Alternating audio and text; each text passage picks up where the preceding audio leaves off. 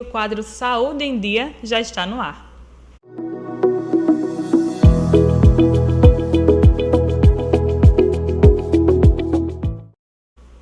E olha só, no quadro Saúde em Dia de hoje, nós vamos falar sobre um problema enfrentado por muita gente, principalmente durante a pandemia da Covid-19, que já se estende aí por mais de um ano, que é a insônia. Segundo a primeira etapa da pesquisa Como está o seu sono nesta quarentena, realizada pelo Instituto do Cérebro do Rio Grande do Sul, 70% dos adultos tiveram alterações para iniciar ou manter o sono. E a gente recebe agora em nosso estúdio a psicóloga Clariana Trabuco, lá da Psicossaúde, para poder explicar mais detalhes para a gente. Clariana, uma boa tarde, seja muito bem-vinda ao Acta. Boa tarde a todos. Obrigada pelo convite.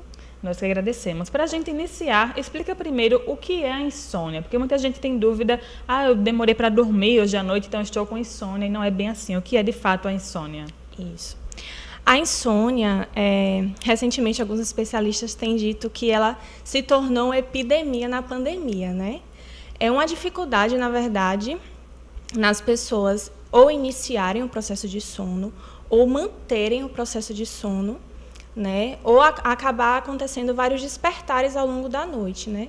Então, às vezes a gente observa assim, eu tenho insônia, eu estou com insônia. Mas quando a gente vai parar para observar, existe também uma desregulagem no dia a dia da pessoa. Então, dependendo de como ela tem as suas atividades, ela distribui as suas atividades ao longo do dia, de fato, isso impacta no processo do dormir, né? Então, a insônia seria essa dificuldade, tanto no processo de manutenção do sono, quanto no iniciar o sono. E tem gente que dorme, por exemplo, 4 horas por dia e fica super disposto ao longo de toda a atividade que deve realizar naquele dia. Tem gente que precisa de um pouquinho mais de tempo de sono, 6, 8 horas, ou até gente que extrapola. Mas, de fato, qual o tempo ideal para a gente ter uma boa noite de sono? Bom, o tempo ideal depende muito do dia a dia da pessoa, de quais são as atividades que ela vem executando ao longo do dia, né? Como é.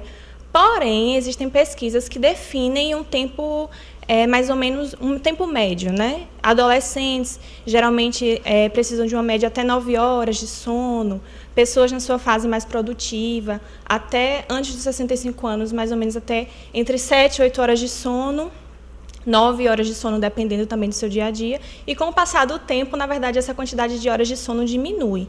Então, na verdade, o que define a quantidade de horas de sono também é quais são as atividades que ela executa ao longo do dia, para que o organismo dela precise resetar ao longo da noite. E por falar sobre as nossas atividades, o que uma noite de sono mal dormida pode representar no nosso dia a dia? Tem gente que não consegue fazer absolutamente nada. Verdade. As pessoas, elas subestimam. A gente tem uma ideia, né, de achar que somos super poderosos e que podemos dormir muito pouco à noite, no outro dia o nosso dia será super produtivo, mas na verdade isso é uma farsa, né? Uma noite mal dormida, ela acarreta em uma perda de memória, as pessoas elas têm dificuldade no processo de memória. Uma noite mal dormida, ela impacta nos nossos níveis hormonais também. Então, a gente consegue ver, né, pessoas que têm problemas com obesidade, né, problemas com engordar, e isso está diretamente relacionado com o seu sono, né? Se eu penso no meu sono enquanto um processo de limpeza do meu organismo, se eu penso no meu sono enquanto um processo restaurador do meu cérebro, onde ele está ali liberando hormônios, onde ele está fortalecendo o nosso processo imunológico, então eu também tenho um impacto nisso também.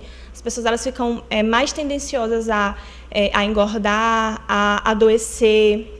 A aprendizagem também, ela é afetada. Então, eu atendo vestibulandos de medicina, por exemplo, que é uma realidade particular, né, que eles dormem muito pouco e achando que, na verdade, que esse estudar constante vai melhorar, mas, na verdade, isso acaba dificultando o processo de aprendizagem, porque é durante o sono que eu tenho também a formação de memória. Então, eu tenho todos esses prejuízos aí. Fora o mau humor. O mau humor dentro de casa. Eu acho que esse processo de pandemia, as pessoas têm experimentado muito isso também, né? E tem gente que fala, pela manhã não converse comigo, que meu humor não é legal pela manhã assim Verdade. que eu acordo, né? Agora, a insônia, ela pode estar ligada a outros fatores psíquicos, como a ansiedade, Sim. a depressão, o pânico também? Sim. A insônia, ela pode estar relacionado também com o uso de alguns medicamentos, né? O uso de farmacológicos, o uso de algumas substâncias como álcool e outras drogas, eles contribuem no processo de insônia. Uma rotina desestruturada também, mas processos ansiogênicos e processos depressivos, eles impactam diretamente no sono, né? Então, assim, para dormir, eu preciso ter níveis aí de melatonina no meu organismo, né? Eu preciso estar tranquila. E, na verdade, o que a ansiedade ela causa no nosso organismo é uma enxurrada de adrenalina, de cortisol, e isso afeta diretamente no processo de sono, né? Porque o meu corpo está preparado ali para lutar e para fugir. Então, imagine, quem consegue dormir, né? Quando existe essa enxurrada no nosso organismo. Realmente é muito difícil. Muita gente acaba fazendo uso de alguns paliativos para tentar ajudar ali na insônia. Vou tomar um chazinho calmante, chazinho de camomila, de cidreira, ou então vou fazer uma atividade física super intensa antes de dormir para o sono chegar. Mas muita gente não sabe que esse problema pode ser resolvido no consultório de um psicólogo. Então, explica melhor para a gente como funciona esse processo terapêutico. Bom, vamos lá. Eu sou analista do comportamento, né? Enquanto analista do comportamento, nós sempre vamos avaliar os nossos comportamentos com uma função, né? Então, na análise do comportamento, a gente faz uma análise funcional da vida do nosso paciente, e aí a gente observa o que é que, de certa forma, tem sido um processo, e aí, trazendo um pouco para a ansiedade, o que é que tem sido gerador de ansiedade. Né? Como é que a pessoa ela aprendeu a lidar com os imprevistos do dia a dia, com as suas frustrações, com os seus problemas. E aí, fazendo essa análise funcional, observando como é que está a sua vida financeira, como é que está a sua vida social, a sua vida amorosa. Né? Problemas com autoestima também, eles são geradores de ansiedade. Então, quando o psicólogo ele vai por essa vertente, começa a observar como estão as áreas da vida da pessoa, ele consegue, de forma muito objetiva, de forma muito clara, também intervir nisso. Né? Tá fazendo exercício físico, tá se alimentando bem, a gente subestima muito o papel, tanto do exercício físico quanto da alimentação. Então, a psicologia ela consegue ter um olhar muito pontual nisso, muito claro, abrangente, que muitas vezes, mesmo as pessoas elas praticando esses exercícios e fazendo algumas mudanças na rotina, ainda assim não é suficiente, porque tem certos aspectos da vida dela que ela não vai conseguir enxergar com tanta clareza e com tanta precisão quanto na terapia. E alguns detalhes também fazem toda a diferença, porque a gente não percebe, mas, por exemplo, chegou a noite e você, vou ali tomar um cafezinho, ou tomar uma Coca-Cola, ou ficar aqui no telefone até tarde da noite. Isso influencia no sono também? Com certeza. Olha, nós temos um ciclo circadiano, certo? O dormir é um comportamento aprendido. Que loucura, né? Como assim que o dormir é um comportamento aprendido? Mães que têm bebês sabem o quanto é importante um ritual do sono, né? Então, apesar de nós termos aí um aparato biológico que faça com que eu durma, que o dormir seja natural, mas ainda assim é um comportamento aprendido. Eu preciso ensinar que durante o dia eu trabalho, eu estudo, eu executo as atividades e durante a noite eu durmo. Por isso que quando as pessoas elas vão chegando no entardecer, elas vão se sentindo mais sonolentas. Fora as pessoas que trabalham dando plantões, né? Aí é um caso particular. Mas o uso de telas, ele sinaliza para o nosso cérebro, quando a gente está ali deitadinha na cama, vou dar só uma checadinha no Instagram. Na verdade, eu estou ensinando para o meu cérebro que ainda é dia, e se é dia eu não sinto sono. Então, a luz, né, do celular, ele impacta diretamente nos níveis de melatonina. O café, né, a cafeína, ela é excitatória, então ela dificulta também no processo. Então, existem algumas coisas que nós fazemos no dia a dia que, na verdade, impacta sim na nossa noite de sono, ou na não noite de sono, né? Então, fiquem aí atentos a esses detalhes, tá? Aqui a Lua Bezerra está dizendo o seguinte: desafio é ter uma boa noite de sono com esses vizinhos que eu tenho.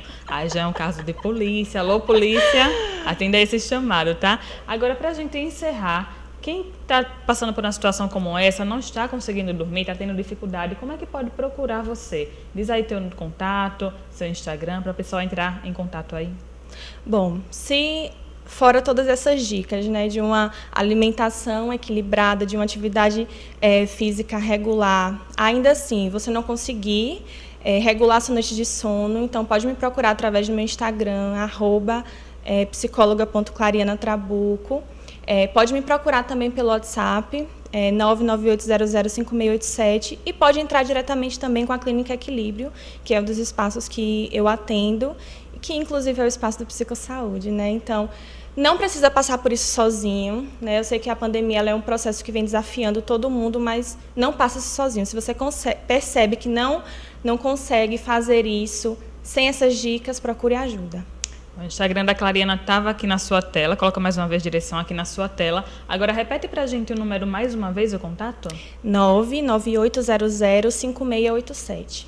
Então tá aí, dicas super importantes da psicóloga Clariana Trabuco. Muito obrigada pela sua participação. Mais uma vez, seja bem-vinda e as portas estão sempre abertas aqui no Acta. Eu que agradeço.